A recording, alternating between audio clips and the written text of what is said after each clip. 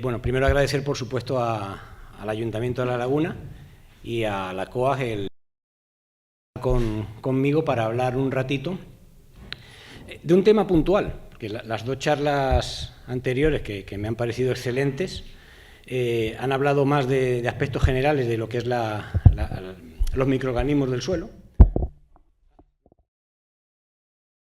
Y a mí me encargaron centrarme en lo que es la materia orgánica en platanera. Es un tema muy concreto. Creo que aquí no hay mayoría de agricultores o agricultoras plataneras, pero bueno, voy a intentar un poco también hacer de abogado del diablo. La platanera es un objetivo para meterse con ella, que si las subvenciones, que si tiran la fruta, que si no sé qué. Entonces, bueno, siempre que se trata de destacar los aspectos positivos, pues me gusta actuar en ese ámbito.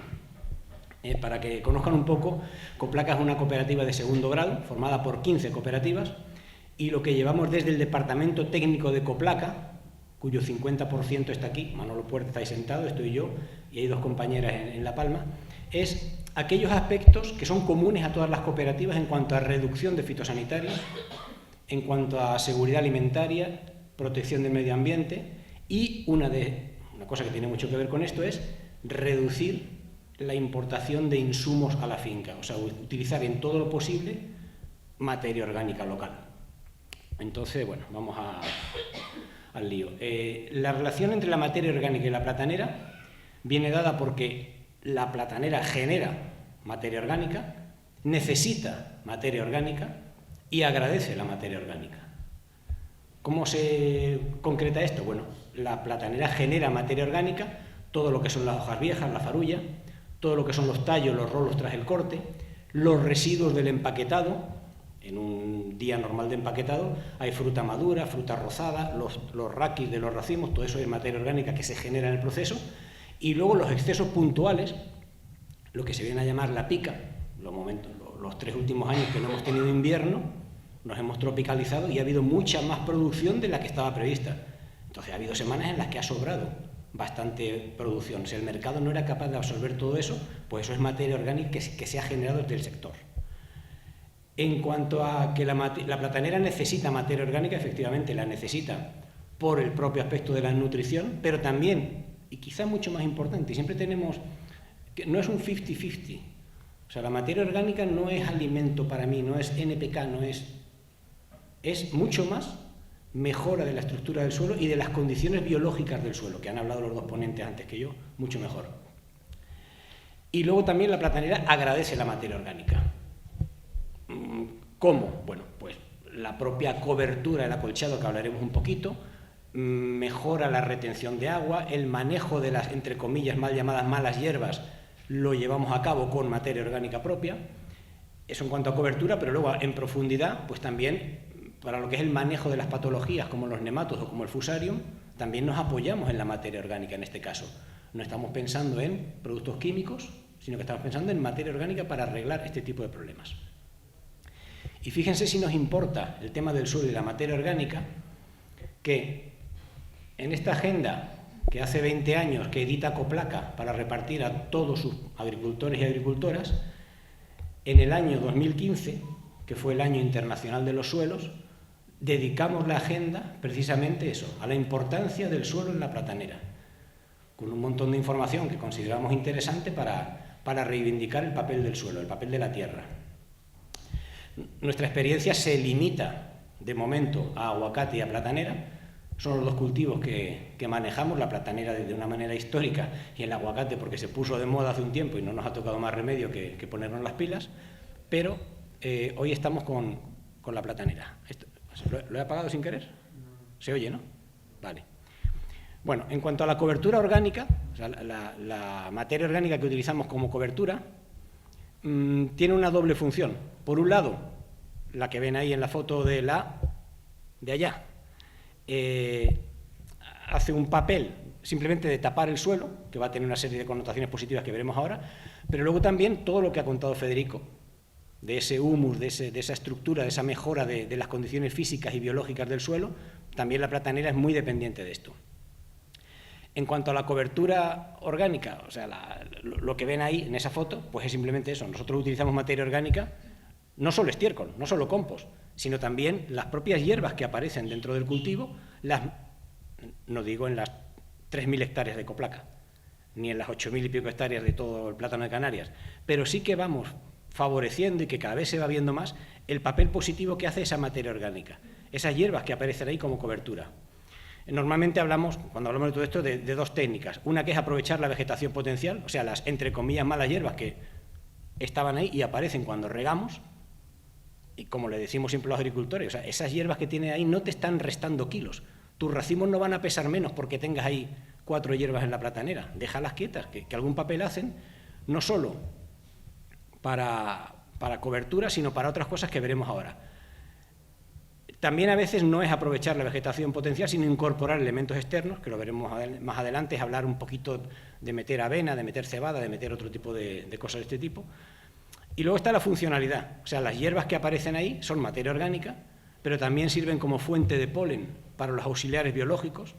Podemos comprarle bichos de control biológico a la casa X o a la casa Y, pero también podemos utilizar la flora que nos aparece espontánea en la platanera para que acudan los auxiliares. También nos sirve para ahorrar agua, porque esa cobertura vegetal evita la evaporación o la limita, y para evitar que aparezcan otras hierbas que son mucho más peligrosas. También tenemos, como ha comentado el profesor anteriormente, plantas que son fijadoras de nitrógeno. No utilizar las bolitas azules, las nitrofoscas o el abono químico, sino aprovechar, por ejemplo, la alfalfa fija 500 kilos de nitrógeno por hectárea, que coincide aproximadamente con las necesidades de la platanera. No lo hemos desarrollado, pero se podría fertilizar, o sea, se podrían cubrir las necesidades del nitrógeno en la platanera solamente con alfalfa. Es un tema complicado porque la alfalfa no resiste el pisoteo, resiste bien el segado, tiene unas necesidades de agua determinadas, pero bueno, que se podría empezar a trabajar en esa línea. Y luego también el uso de plantas trampa. Tampoco viene aquí el caso, pero bueno, cuando vemos un tomatillo, un Solanum nigrum, es una planta trampa para los nemátodos. Se van a ir ahí, no se van a ir a la raíz de la platanera, prefieren eso. Bueno, un par de ejemplos. Está la finca de Martina en La Palma, que bueno, utiliza perfectamente, lleva a la práctica lo que yo les estoy contando en teoría desde aquí, que es esa cobertura vegetal de la finca. Ahí ven también una finca con mostaza. La mostaza tiene un efecto biofumigante, un efecto, ¿verdad, Emilio? Un efecto biodesinfectante que en hortaliza se ha utilizado bastante y que en platanera está ahí pendiente de desarrollar también. Hay quien usa cereales, como ven en la otra foto. Los cereales tienen una raíz que estructura el suelo, una raíz que es fasciculada, que mejora la estructura del suelo. La platanera a estos efectos de raíz y de crecimiento comparte características de frutales, porque es una raíz que ocupa mucho volumen, pero comparte características de hortaliza, porque crece muy rápido. Yo encontré ese dato. La raíz de la platanera tiene un crecimiento muy rápido, 2 centímetros al día, pero sin embargo ocupa un gran volumen. Entonces nos hace falta un suelo con una estructura mullida, friable. La palabra friable, busqué la definición, y es pues, un suelo que se deja penetrar fácil, o sea que tiene una estructura que permite que la raíz crezca por ahí sin gastar mucha energía. Cuando tenemos un suelo como este, o como ese que está ahí, el cultivo gasta mucha energía solamente en romper ese suelo. Sin embargo, si tenemos un suelo mullido, la raíz crece mucho más fácilmente y gasta menos energía en ese proceso. ¿Confiar solo en la fertilización química? En absoluto, en absoluto. Mi pregunta con mala leche antes a Juan Ramón iba en esa línea. Para mí la agricultura sin suelo, primero que no es agricultura, porque la definición de agricultura del diccionario es cultivar la tierra, el arte de cultivar la tierra. Entonces yo tengo grandes amigos que defienden la hidroponía, pero siempre tenemos este pique, ¿no? Entonces una fertilización basada exclusivamente en la química, en el caso de la platanera, además de inactivar los microorganismos, como ha dicho antes Juan Ramón, pues tiene esa consecuencia que ven ahí. Una salinización del suelo que ha llegado a casos extremos en los que en el suelo se puede escribir de la cantidad de sal que tiene. Cada vez es más difícil encontrar estos casos, porque cada vez más el agricultor de platanera se da cuenta de lo que hay. Pero bueno, sobre todo mucho agricultor platanero que venía del mundo del tomate, ¿verdad, Manolo? ¿Cuál es la fórmula de la abonada de la platanera? Tata, NPK, papá, pues lo hacemos igual que el tomate. Pues no se sostiene. Entonces, bueno, la materia orgánica en la platanera es básica a todos estos efectos. Y es básica también a otro efecto que es un poquito más colateral, pero que yo quiero reivindicar aquí, como es el utilizar la cobertura vegetal, tanto propia, como se ve en la foto de acá, como importada. Lo que se ve en la foto de acá es paja importada de la península, pero que se utiliza como material vegetal inerte para evitar que salgan las hierbas y para mejorar la retención de agua, y que ha llegado al extremo de que en platanera el uso de herbicidas es prácticamente residual. De hecho, Coplaca el año pasado tomó el acuerdo de no vender glifosato.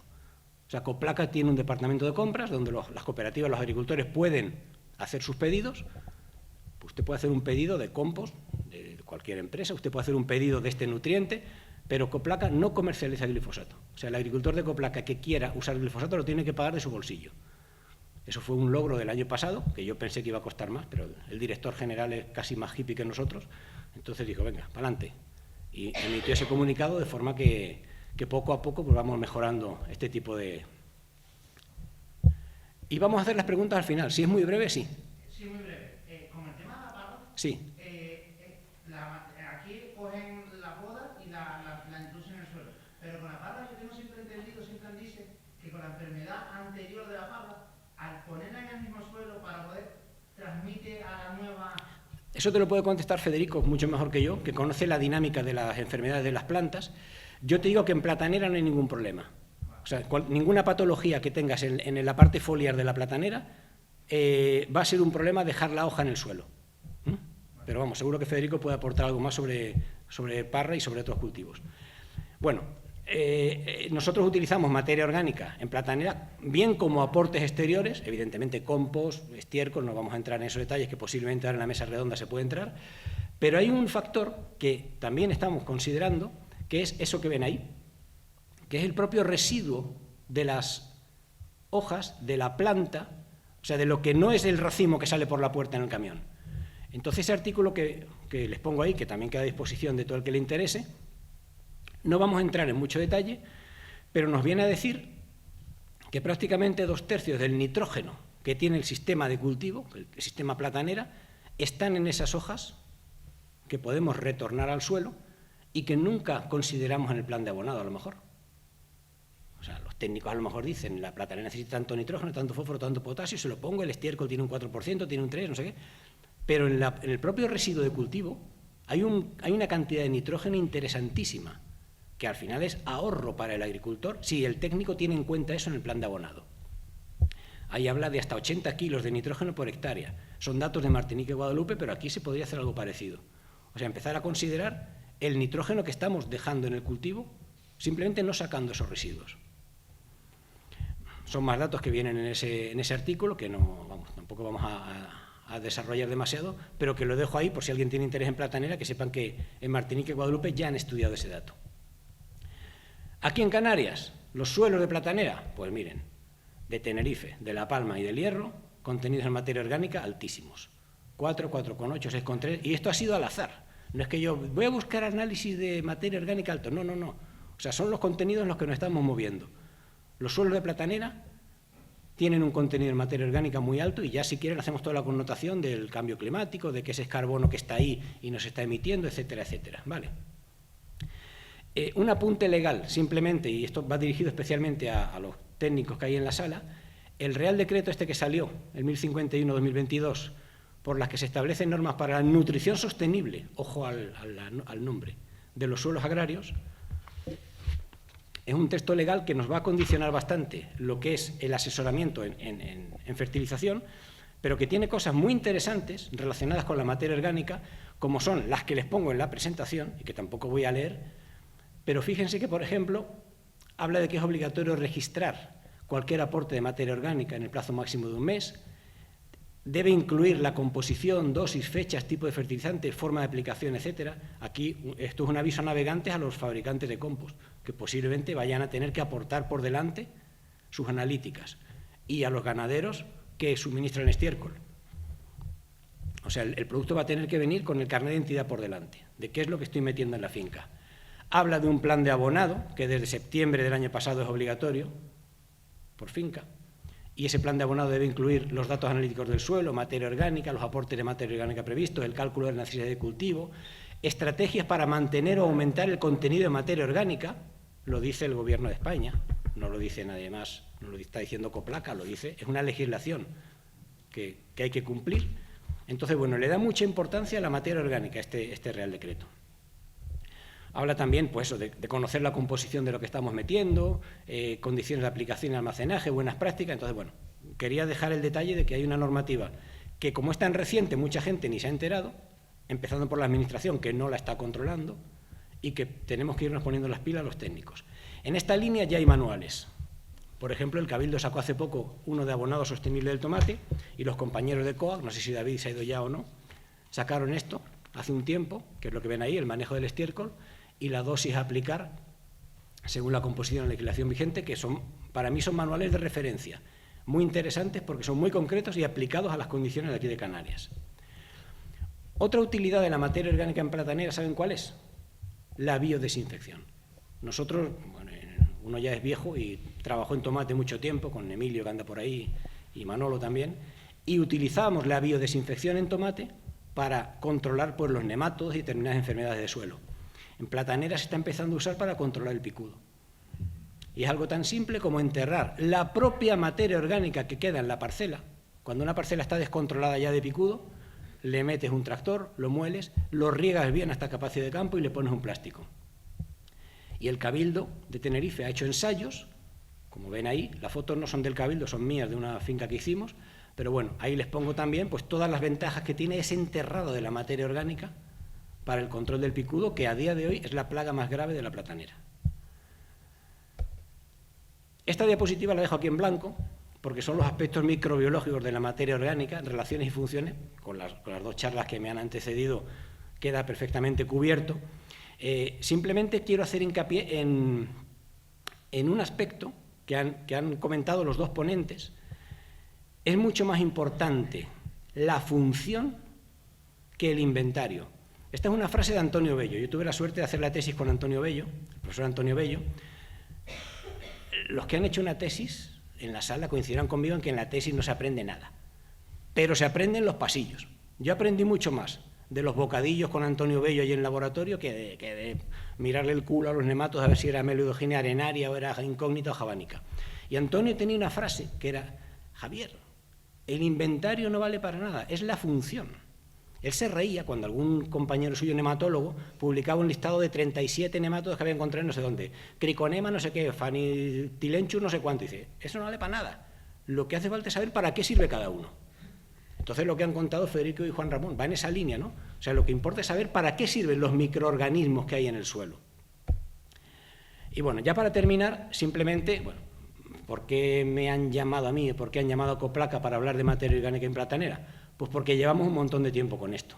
Los Llanos de Aridane 2009 fue la primera experiencia de compostaje que hicimos. Ahí ven a Tomás Alcoberro, que fue el que nos asesoró un poco en esa línea. Y bueno, ahí tenían un problema con una granja de cochinos, no sabían qué hacer con el estiércol de cochinos, pues vamos a hacer compost. ¿Y vamos a hacerlo con qué? Pues con el material que sobra, que es restos de poda, restos de platanera. Esta foto la pongo también como ejemplo de cómo avanza la tecnología, porque ahí ven a mi compañero José Oramas a punto de cepillarse los pies con un machete, hasta que nos dimos cuenta de que se podía trocear mucho más fácil el material así, ¿no? Entonces, bueno, así es como hemos ido evolucionando. Este es otro ensayo que hicimos también de compostaje en Güímar en 2011. En este caso era para ver si el compostaje degradaba los fitosanitarios. Cogimos plátano ecológico, tomate ecológico, lo sulfatamos con 4 venenos, hicimos compost con ellos y vimos cómo se iba degradando los fitosanitarios. No desaparecen, pero se acelera muchísimo la degradación. Entonces, otra ventaja del compostaje. También en Valle Gran Rey hubo un incendio en 2013 y aprovechamos todas las cañas que se habían limpiado en el barranco para hacer compost. ¿Con qué? Pues con restos de caña y con el empaquetado. Ahí está Manolo Puerta con 12 años menos, pero con el mismo entusiasmo que hoy, pues intentando hacer una pila de compost con lo que teníamos ahí. Van viendo que siempre hay que hacer compost con lo que sobra en cada sitio. O sea, yo no entiendo que alguien compre no sé qué para hacer compost. El compost hay que hacerlo, y en platanera lo aplicamos, con lo que sobra en cada sitio. Este otro ensayo que se hizo en Fuencaliente en 2013, y lo pongo simplemente como ejemplo de que fue una historia que nos montamos con diferentes dosis de materia orgánica, dosis de aplicación, aquí la enterramos, aquí no sé qué, no sé cuánto, para un trabajo fin de carrera. En un año, que era el trabajo fin de carrera, no había diferencia entre los bloques, pero al cabo de un par de años se empezó a ver la diferencia entre cuando habíamos usado 50 litros o 25 litros o enterrado, semienterrado. La pongo simplemente para decir que depende mucho de las condiciones del suelo y del compost que apliquemos que esté disponible para el cultivo o no. De esto se ha hablado antes y seguramente se hablará en la mesa redonda, ¿no?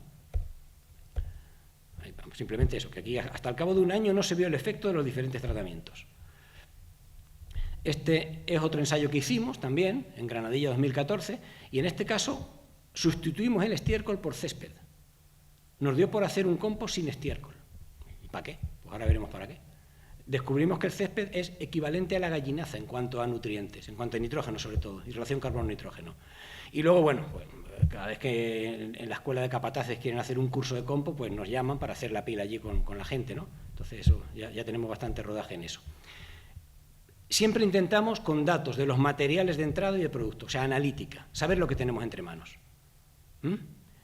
¿Por qué? Bueno, pues porque normalmente lo que queremos cuando hacemos un compost es luego aplicarlo en platanera y es necesario saber lo que estamos metiendo ahí. Entonces, bueno, siempre con datos de materiales y de producto, datos analíticos, porque realmente se está usando. O sea, que no es un ensayo que hacemos una pila para una escuela taller que se muere de risa a los 6 meses, sino que estamos trabajando para aplicarlo realmente en las fincas. Y es importante la analítica de los materiales de partida y del producto. Y eso con el Real Decreto de uso sostenible de suelos, de nutrición sostenible, va a ser el vox populi de cada día. El compost sin estiércol, ¿por qué? Y ya voy terminando. Quedan 2, creo. Pues porque la agricultura ecológica, en su reglamento, te limita la cantidad de nitrógeno a 170 kilos por hectárea. Pero siempre que ese nitrógeno proceda de estiércol de granja, estiércol de granja desecado, gallinaza desecada, excremento sólido de animales. ¿Qué quiere decir? Que si el compost que estamos utilizando no es de estiércol, no es de gallinaza, no es de... O sea, es un compost exclusivamente vegetal, no hay limitación en la cantidad de nitrógeno. Y hay cultivos muy exigentes que se pueden beneficiar de eso. ¿Vale? Bueno, esta es una foto de hace unos años, ese es el vertedero de Argual. El vertedero de Argual en La Palma fue clausurado en 2014-2015, pero antes en La Palma, que no hay tanta ganadería como aquí, se tiraba en los vertederos todo esto.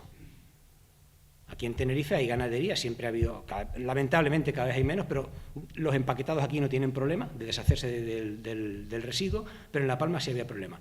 Entonces termino con la experiencia de la cooperativa de la prosperidad. Esa foto que ven ahí puede ser muy alarmante, los plataneros están tirando los plátanos en los barrancos. Esa foto es de una planta de compostaje, porque la cooperativa de la prosperidad en Tijarafe montó hace 8 o 9 años una planta de compostaje para gestionar todos sus residuos del empaquetado. Ahí ven una foto aérea, ven que está bastante bien dimensionada, tiene su zona de acumulación del material en la parte de acá, luego ven todas las pilas ordenaditas y bueno, es una experiencia que viene funcionando desde hace mucho tiempo, que te hace analítica de cada lote, porque son lotes muy distintos, y ellos trabajan solo con restos del empaquetado de plátano más restos de poda. Una vez hicimos una visita y alguien tuvo la ingenuidad de preguntar, ¿y por qué no le ponen estiércol de vaca? En La Palma, cuando alguien tiene estiércol de vaca, tiene cola de plataneros para llevárselo. Entonces a nadie se le ocurre hacer compost con estiércol, lo aplican directamente en la platanera. Entonces, bueno, esta gente trabaja bastante bien, no es porque sea una cooperativa de Coplaca, pero te hacen su analítica de cada lote. Pongo el reloj porque va cambiando con el tiempo. Los contenidos, lo van a ver en el PDF, los contenidos en potasio cambian, los contenidos en calcio, pero bueno, siempre sabiendo lo que uno tiene, pues puede planificar lo que le está poniendo a la finca, ¿no? Si ponen en Google Coplaca Compost Prosperidad, verán que hay varios reportajes que se han hecho allí, por si alguien tiene la curiosidad.